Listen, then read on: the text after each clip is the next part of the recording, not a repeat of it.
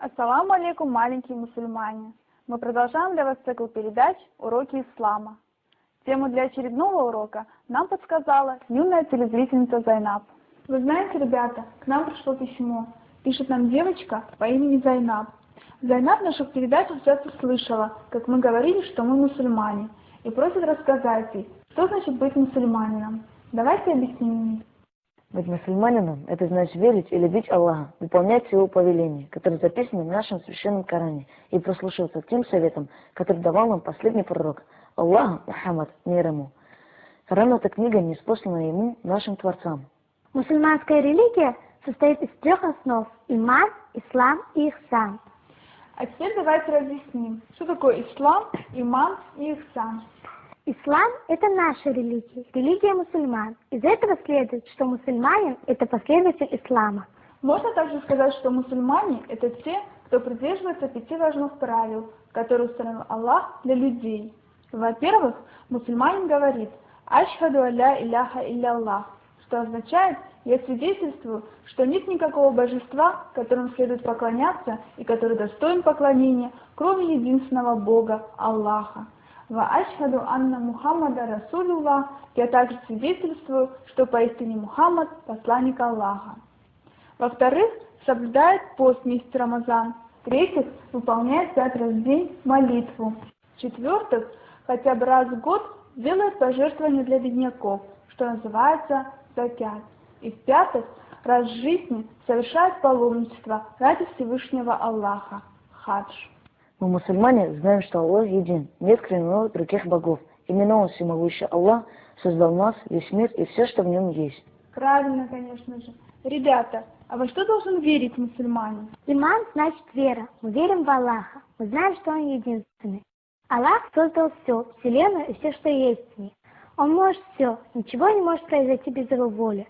Аллах самый сильный, у Него нет детей и нет родителей.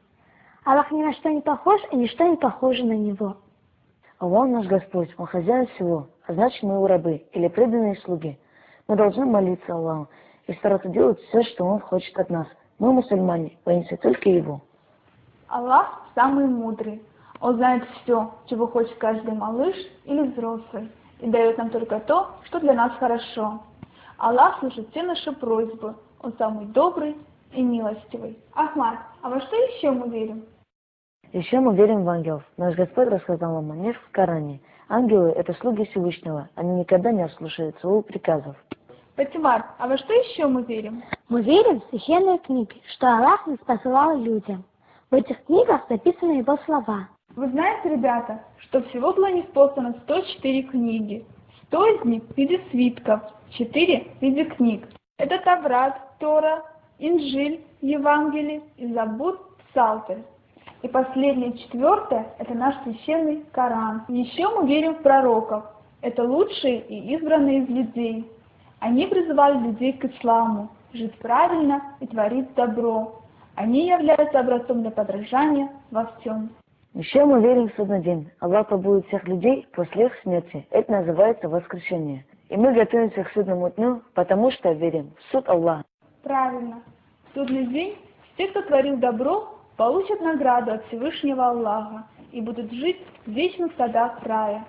Те же, кто ослушались его, будут наказаны за это. А самые плохие из людей, кто любил зло и не верил во Всевышнего Аллаха, никогда не попадут в рай. Их Аллах отправит в ад. Значит, ребята, мы с вами верим в ад и в рай.